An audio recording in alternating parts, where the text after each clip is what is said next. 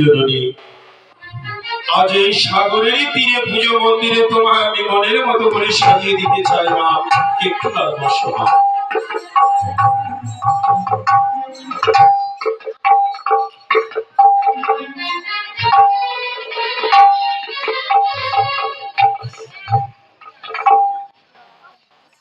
নমস্কার উপস্থিত প্রিয় শ্রী রামায়ণ ভক্তবৃন্দ, মা বাবা, দাদা ভাই, গৌর অনুরাগী, কৃষ্ণ অনুরাগী, রাম প্রিয়সী ভক্তবৃন্দ, যাত্রা প্রিয়সী ভক্তবৃন্দ, সবাইকে আপনাদের চরণে জানাই সহস্র কোটি প্রণাম।